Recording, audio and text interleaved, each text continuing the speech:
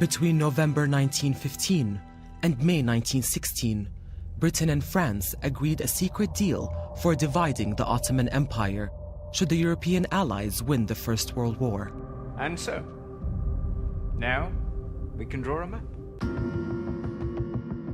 The young British politician, Sir Mark Sykes, and the French lawyer turned diplomat, François-Georges Picot, drew borders that best suited their own interests, the SykesPicot Agreement. It cut across a separate deal the British had already made with Sharif Hussein of Mecca to support him in creating a Hashemite Arab kingdom in return for his leading an Arab revolt against the Ottomans. The south of Anatolia, eastern Turkey, and the Syrian coast down to Beirut were put under direct French control, while Basra and Baghdad were placed under direct British control. Mosul and Damascus were under French protection and called Area A. The rest of Mesopotamia and the southern Levant were put under British protection and called Area B. Jerusalem was designated as an international zone. But soon after the deal was struck, some voices in London began expressing dissatisfaction with what Britain had agreed in the secret negotiations. أحد رد الفعل جاء من كابتن هول مسؤول استخبارات في البحرية، وهو كان شخصية نافذة. الجنرال هول كتب انتقاد حاد للاتفاقية، وفي نص انتقاده ما معناه كيف نحن يعني نقبل بنعطي الفرنسيين كل هذا وفي هناك آمال وطموحات يهودية في فلسطين. Well, if we cannot have Palestine, my government will certainly not allow Britain to control it. And my government would take the same view. Sykes and Picot could not agree over the future of Palestine when they did their deal at the end of 1915. And they agreed it would have an international administration. But neither side liked that as an outcome. And the British didn't like it in particular because it left the east bank of the Suez Canal exposed to an administration that could be governed by who knows who. So the British immediately started to think of a way to get round the Sykes-Picot Agreement.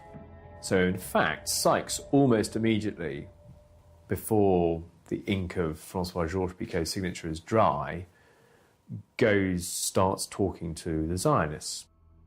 The Zionist movement grew up in the late 19th century with the ultimate aim of establishing a Jewish homeland in Palestine.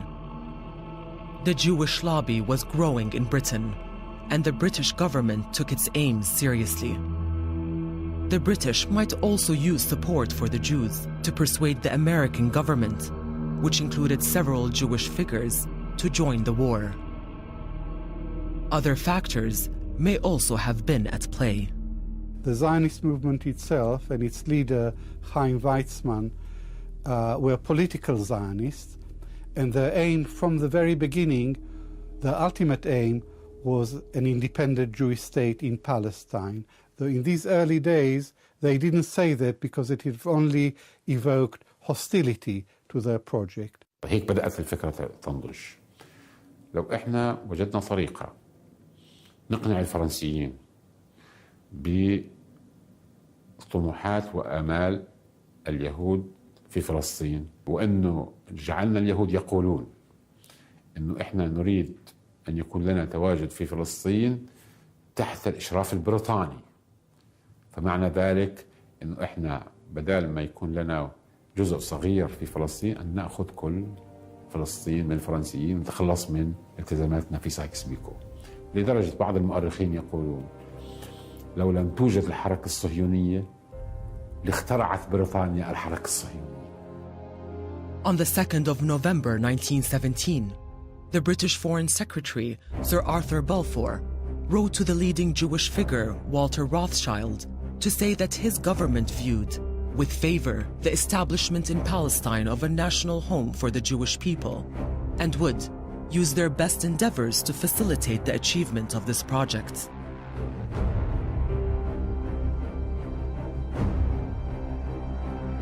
A month before the Balfour Declaration, the new Bolshevik government in Russia following the revolution, had made public the details of the SykesPicot Agreement, as it sought to distance itself from decisions made by its Tsarist predecessors. روسيا بعد الثورة فضحت تلك الاتفاقات لأن الثورة كانت معادية للإمبريالية، معادية للرأسمالية، وطبعا روسيا فضحت تلك الاتفاقات لأن رأت في تلك الاتفاقات الانتهاك السافر لحقوق الشعوب للشرق الأوسط وكأداة لاستغلال واستعمار تلك الشعوب.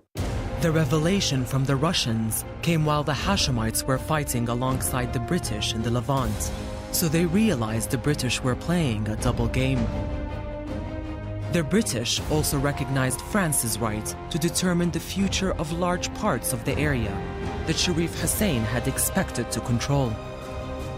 خلال 1917 1918 الأشراف عرفوا بالتأكيد إنهم لن يحصلوا على حكم عربي في كل العراق وكل بلاد الشام والحجاز خالصا لهم. فيما بعد باشرت القيادة البريطانية لإرسال عدة رسائل إلى الشريف حسين بن علي ولابنه فيصل. الرسائل كانت هي عبارة عن تطمينات إنه هذه الاتفاقية هي لترتيب الأمور في المستقبل وعملية تنمية المناطق، وهي فقط لتوزيع المصالح، لكن لا يمكن نهائيا التنازل عن مبدأ السيادة العربية والدولة العربية وغير ذلك. على الرغم من كل ذلك هذا لم يقنع العرب، لكن في نفس الوقت هم مجبرون على أن يواصلوا مسيرتهم للوصول للهدف النهائي طالما أنهم قطعوا الشوط الطويل، ولا فائدة من العودة إلى الجانب التركي والألماني بأي شكل من الأشكال. In 1917, the Allies made significant military gains on several fronts. The British pushed into Iraq, and General Edmund Allenby led the forces that ultimately ousted the Ottomans from Palestine. But Allenby's continued advance towards Damascus caused the French serious alarm. They had expected to have complete control of the Levant under the terms of the SykesPicot Agreement. La Grande Guerre change complètement la donne parce que, en raison de la campagne menée par le général Allenby, et la situation militaire a inversé complètement les rôles. Ce sont les Anglais qui, désormais, ont le leadership. Les Français sont tout à fait minoritaires en termes de troupes, mais il y a cet accord de 1916, l'accord Sykes-Picot, qui permet aux Français de dire « Vous, Anglais, vous avez déterminé un territoire, laissez-nous le prendre ». Allenby and the Hashemites took the Syrian capital on the 30th of September 1918, and within a week, Prince Faisal bin al-Hussein had announced the establishment of an Arab constitutional government in Damascus. أصبح في هناك توجه قوي حول إلغاء سايكس-بيكو، التخلي عن سايكس-بيكو ومحاولة إيجاد صيغة أكثر إرضاء وصيغة تتناسب مع الجهد الذي قام به البريطانيون في الشرق الأوسط. The First World War ended in stages, with the Ottomans agreeing an armistice on the 30th of October and Germany on the 11th of November 1918. Allied troops entered Istanbul, and the time appeared right to implement the Sykes-Picot Agreement. But the British appeared to be having second thoughts as they sought to claim a larger share of Ottoman Arab territory in the region. The British Prime Minister, David Lloyd George, met his French counterpart, Georges Clemenceau, in London on the 4th of December, 1918.